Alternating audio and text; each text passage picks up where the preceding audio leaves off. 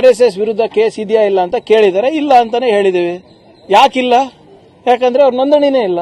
ಈಗ ನಾನು ಅದೇ ಹೇಳ್ತಾ ಇರೋದಲ್ಲ, ನೋಂದಣಿ ಮಾಡಿಸ್ಕೊಳ್ರಪ್ಪ, ಕಾನೂನಾತ್ಮಕವಾಗಿ ಬನ್ನಿ, come with the legal framework. ಶೂನ್ಯ ಪ್ರಕರಣಗಳಿದೆ ಅಂತ ಹೇಳ್ತಾ ಇದ್ದಾರೆ. ಹೌದು, ಇವರೆಲ್ಲ ವಾಟ್ಸ್ಆಪ್ ಯೂನಿವರ್ಸಿಟಿನಲ್ಲಿ ಕಲ್ತು ಬಂದವರು. ಇವ್ರಿಗೆ how can I ban an organisation that does not exist? ಅಸ್ತಿತ್ವದಲ್ಲೇ ಇಲ್ಲ ಇವರು. ಕರ್ನಾಟಕ ರಾಜ್ಯದಲ್ಲಿ ನೀವು ಎಷ್ಟು ಶಾಖಗಳಿವೆ ಎಲ್ಲಾನು ರಿಜಿಸ್ಟರ್ ಮಾಡಲಿಕ್ಕೆ ನಾನು ನನ್ನ ಶಾಸಕರ ಅನುದಾನದಿಂದ, ನನ್ನ ಸಂಬಳದಿಂದ ಕೊಡ್ತೀನಿ. ನಮ್ದು ಏನಾದ್ರೂ ಒಂದ್ ಸ್ವಲ್ಪ ಏನಾದ್ರೂ ಬೇರೆ ಮಾರಾಟ ಮಾಡೋದು ಅದನ್ನು ಮಾಡ್ತೀನಿ ಬೇಕಿದ್ರೆ. ಬಟ್ ನೋಂದಣಿ ಶುಲ್ಕ ನಾನೇ ಕೊಡ್ತೀನಿ. ಬೇಕಿದ್ರೆ ರಾಷ್ಟ್ರಾದ್ಯಂತ ಮಾಡ್ಬೇಕಂದ್ರೂ ಕೂಡ ನಾವೇ ಕೊಡಿಸ್ತೀವಿ. ಮೋಹನ್ ಭಾಗವತ್ ಅವ್ರು ಇರ್ಬೋದು, ದತ್ತಾತ್ರೇಯ ಹೊಸಬಾಳೆ ಅವ್ರು ಇರ್ಬೋದು, ಸಂತೋಷ್ ಜಿ ಅವ್ರು ಇರ್ಬೋದು.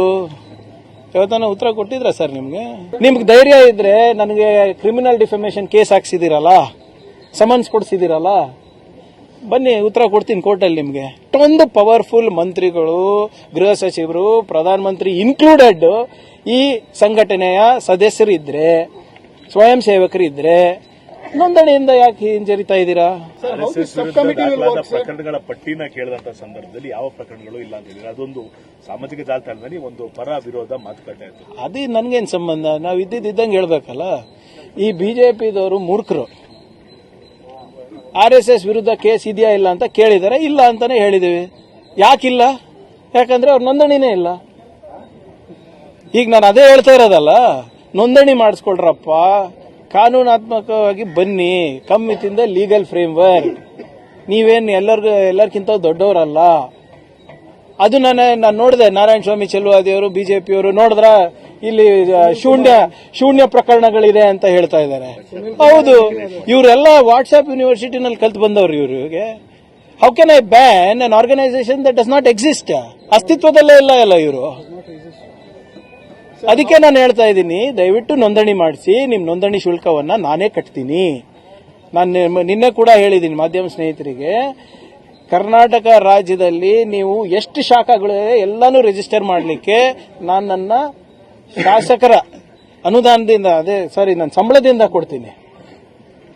ಬೇಕಾದ್ರೆ ನಮ್ದು ಏನಾದ್ರೂ ಒಂದ್ ಸ್ವಲ್ಪ ಏನಾದ್ರೂ ಬೇರೆ ಮಾರಾಟ ಮಾಡೋದು ಅದನ್ನು ಮಾಡ್ತೀನಿ ಬೇಕಿದ್ರೆ. ಬಟ್ ನೋಂದಣಿ ಶುಲ್ಕ ನಾನೇ ಕೊಡ್ತೀನಿ. ಬೇಕಿದ್ರೆ ರಾಷ್ಟ್ರಾದ್ಯಂತ ಮಾಡ್ಬೇಕಂದ್ರೂ ಕೂಡ ನಾವೇ ಕೊಡಿಸ್ತೀವಿ. ಪೊಲಿಟಿಕಲ್ ಹೇಳಿಕೆಗಳಿಗೆ ಮಾತ್ರ ಸೀಮಿತ ಆಗ್ತಿದೆ. ಯಾಕಂದ್ರೆ ನೀವು ಚಾರ್ಜ್ ತಗೊಂಡು 2.5-3 ತಿಂಗಳು ಆಗ್ತಾ ಬಂದಾಗ ನೀವು ಇದನ್ನ ಇನ್ಸಿಸ್ಟ್ ಮಾಡ್ತಾ ಇದೀರಾ. ಅವರು ಇದನ್ನ ಯಾವುದೇ ಕಾರಣಕ್ಕೂ ಸೀರಿಯಸ್ ಆಗಿ ತಗೊಂಡಂತ ಕಾಣ್ತಿಲ್ಲ. ಮತ್ತೆ ಯಾಕೆ ಉತ್ತರ ಕೊಡ್ತಾ ಇದ್ರೆ? ಮೋಹನ್ ಭಾಗವತ್ ಅವ್ರು ಯಾವತ್ತನ ಉತ್ತರ ಕೊಟ್ಟಿದ್ರ ನಿಮ್ಗೆಲ್ಲರಿಗೂ? ಮೋಹನ್ ಭಾಗವತ್ ಅವ್ರು ಇರ್ಬೋದು, ದತ್ತಾತ್ರೇಯ ಹೊಸಬಾಳೆ ಅವ್ರು ಇರ್ಬೋದು, ಸಂತೋಷ್ ಜಿ ಅವ್ರು ಇರ್ಬೋದು, ಯಾವತ್ತಾನ ಉತ್ತರ ಕೊಟ್ಟಿದ್ರ ಸರ್ ನಿಮ್ಗೆ?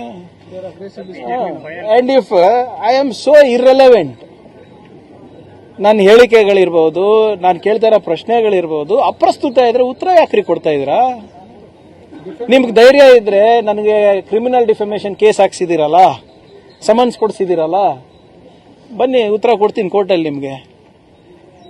ನಿನ್ನೂ ಯಾರೋ ಕೇಳ್ತಾ ಇದ್ರು, ಸರ್ ರಿಜಿಸ್ಟ್ರೇಷನ್ ಯಾಕೆ ಬೇಕು? ಮೋದಿ ಅವರು ಇದ್ರ ಮೆಂಬರ್ ಇದ್ದಾರೆ, ಅಮಿತ್ ಶಾ ಅವರು ಇದ್ರ ಮೆಂಬರ್ ಇದ್ದಾರೆ, ಯಡಿಯೂರಪ್ಪ ಅವರು ಇದ್ರ ಮೆಂಬರ್ ಇದ್ದಾರೆ, ಅಶೋಕ್ ಅವರು ಇದ್ರ ಮೆಂಬರ್ ಇದ್ದಾರೆ ಅಂತ. ಎಕ್ಸಾಕ್ಟ್ಲಿ ಮೈ ಕೇಸ್. ಇಷ್ಟೊಂದು ಪ್ರಭಾವಿ ನಾಯಕರು RSS ಪ್ರಚಾರಕರಿದ್ದಾಗ, ಸದಸ್ಯರಿದ್ದಾಗ ನೋಂದಣಿಯಿಂದ ಯಾಕೆ ಎದುರ್ತಾ ಇದ್ದೀರಾ? ಅದೇ ವೈ. ಈಗ ನೀವು ದೊಡ್ಡದಾಗಿ ಎಲ್ಲರೂ ನಾನು ಸದಸ್ಯ ಇದ್ದೀನಿ, ಪ್ರಚಾರಕ್ಕಿದ್ದೀನಿ, ಸ್ವಯಂ ಸೇವಕ ಇದ್ದೀನಿ ಅಂತ ಹೇಳ್ತೇವೆ. ಇಷ್ಟೊಂದು ಪವರ್ಫುಲ್ ಮಂತ್ರಿಗಳು, ಗೃಹ ಸಚಿವರು, ಪ್ರಧಾನಮಂತ್ರಿ ಇನ್ಕ್ಲೂಡೆಡ್ ಈ ಸಂಘಟನೆಯ ಸದಸ್ಯರಿದ್ರೆ, ಸ್ವಯಂ ಸೇವಕರಿದ್ರೆ ನೋಂದಣಿಯಿಂದ ಯಾಕೆ ಹಿಂಜರಿತಾ ಇದ್ದೀರಾ? ನಮ್ಮ ಕಾರ್ಯಕ್ರಮಗಳನ್ನ ನೀವು ನೋಡ್ತಾ ಇದ್ರೆ ನಮ್ಮ ಚಾನೆಲ್ ಅನ್ನ ಸಬ್ಸ್ಕ್ರೈಬ್ ಮಾಡಿ, ಪಕ್ಕದ ಬೆಲ್ ಐಕಾನ್ ಒತ್ತಿ ನಮ್ಮನ್ನ ಬೆಂಬಲಿಸಿ.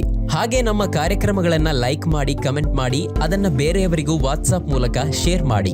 ನೀವು ಹೀಗೆ ಮಾಡಿದಾಗ ನಮ್ಮ ಚಾನೆಲ್ ಮತ್ತಷ್ಟು ಜನರಿಗೆ ತಲುಪಲು ನೀವು ನಮ್ಮೊಂದಿಗೆ ಸಹಕರಿಸಿದ ಹಾಗಾಗುತ್ತೆ. ಇದು ನೀವು ಯಾವುದೇ ಖರ್ಚಿಲ್ಲದೆ ಕೆಲವೇ ಸೆಕೆಂಡುಗಳಲ್ಲಿ ನೀಡಬಹುದಾದ ಸಹಕಾರ. ಧನ್ಯವಾದಗಳು.